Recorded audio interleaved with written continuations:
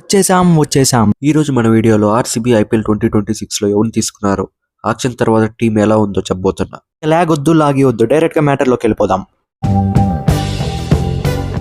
Auction ముందుగా RCB దగ్గర మిగిలి ఉన్న పర్స్ 16.4 crores. వాళ్ళకి మిగిలి ఉన్న slots 2 overseas and 6 Indian players. వాళ్ళు ఫిల్ చేయాల్సిన slots backup allrounder, backup overseas fast bowler. ఏంట్రా బ్యాకప్ అంటున్నావు అనుకుంటున్నారా? ముందు వీడియో చూస్తే మీకే అర్థమవుతుంది. ఆక్షన్లో ఆర్సీబీ బై చేసిన ప్లేయర్స్. ఆక్షన్లో ఆర్సీబీ టోటల్గా 8 ప్లేయర్స్ని బై చేసింది. నెంబర్ 1 వెంకటేష్ అయ్యర్. వెంకటేష్ అయ్యర్ని 7 crores పెట్టి ఆర్సీబీ కొనుక్కుంది.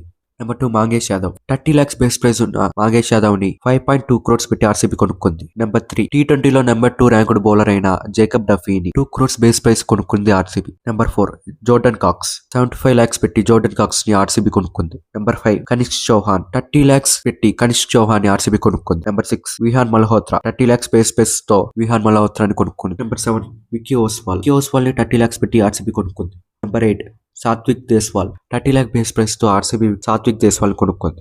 ఆక్షన్ లో ఆర్సీబీ బిడ్ చేసి కొనలేని players.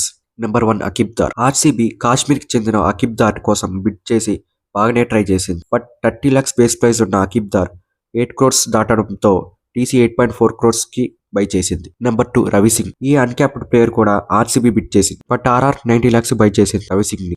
RCB backup strategy Venkatesh Iyer ని 7 crores కి కొనడం అయితే the best buy of the 2026 IPL auction అని హర్ష భోగ్లే కూడా చెప్పారు. ఇంకా ద నెంబర్ 2 T20 బౌలర్ అయిన జేకబ్ డఫీని బేస్ ప్రైస్ కొనడం అంటే స్టీల్ అని చెప్పుకోవచ్చు. ప్రతి బై ఒకరికి బ్యాకప్ అని చెప్పుకోవచ్చు. ప్లాన్ ఏ కాకపోతే ప్లాన్ బి అన్నట్టు. సాలిడ్ స్ట్రాటజీ అసలు. ప్రతి ప్లేయర్ కి బ్యాకప్ లాగా కొన్నారు. లైక్ జోష్ హజల్వుడ్ కి ఇంజురీ అయితే జాకబ్ డఫీని బ్యాకప్ ప్లేయర్ కి బ్యాకప్ ప్లేయర్ గా నెంబర్ 2 T20 బౌలరా వామ్మో. ఫిల్ సాల్ట్ లేదా టిమ్ డేవిడ్ ఇంజురీ అయితే Jordan Cox wicket keeper batsmen dangerous hitter ని బ్యాకప్ ప్లేయర్ గా. ఎస్దేయాల్ ఒకవేళ రాకపోతే 5.2 crores పెట్టుకున్న left arm pacer Mangesh Yadav ఉన్నాడు బ్యాకప్ గా. పడికల్ కి వెంకటేష్ అయ్యర్ లేదా వెంకటేష్ అయ్యర్ కి పడికల్ ఇద్దరిలో ఒకరే స్క్వాడ్ లో ఉండే ఛాన్స్ ఉంది. లాస్ట్ ఇయర్ కూడా వెంకటేష్ అయ్యర్ కి చాలా ట్రై చేశారు ఆర్సీబీ. అప్పుడు 23 crores ప్లస్ వెళ్ళడంతో వదిలేశారు. ఇప్పుడు ఆక్షన్ తర్వాత ఆర్సీబీ స్క్వాడ్ ఎలా ఉందో చూద్దాం. Batters Rajat Patidar, Devdutt Padikkal, Virat Kohli, Phil Salt, Jitesh Sharma, Jordan Cox. Allrounders Krunal Pandya, Swapnil Singh, Tim David, Romario Shepherd, Jacob Bethell, Venkatesh Iyer, Satvik Deswal, Mangesh Yadav, Vicky Oswal, Vihaan Malhotra, Kanishk Chauhan. Bowlers Josh Hazlewood, Rasikh Dar, Suyash Sharma, Bhuvneshwar Kumar, Nuwan Thushara, Abhinandan Singh, Jacob Duffy, ఎస్దేయాల్. ఆక్షన్ తర్వాత ఆర్సీబీ ఏ డిపార్ట్మెంట్ లో స్ట్రాంగ్ గా ఉందో, ఏ డిపార్ట్మెంట్ లో కొంచెం వీక్ గా ఉందో చూద్దాం. ఫస్ట్ ఎక్కడ స్ట్రాంగ్ గా ఉందో చూద్దాం. Finishers, power play bowling, death bowling, batting లో డెప్త్. ఇవంతా RCB strong points.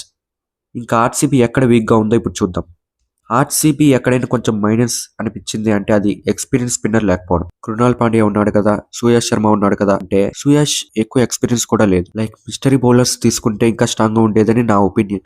Like Ravi Bishnoi కొంచెం ట్రై చేసి ఉండాల్సింది. వాళ్ళిద్దరిని పెట్టుకునే కదా లాస్ట్ ఇయర్ గెలిచిందిరా బట్ట అంటే కరెక్టే. ఇప్పుడు ఆర్సీబీ ప్రిడిక్టెడ్ ప్లేయింగ్ 11 చూద్దాం. Number 1 Phil Salt. Number 2 Virat Kohli.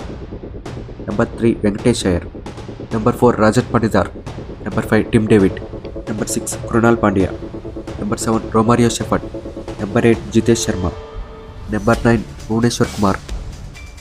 Number 10 Suyash Sharma. Number 11 Josh Hazlewood. Impact ప్లేయర్గా ఎస్దేయాల్. ఆక్షన్ తర్వాత ఆర్సీబీ స్క్వాడ్ ఎలా అనిపించిందో కామెంట్ చేయండి.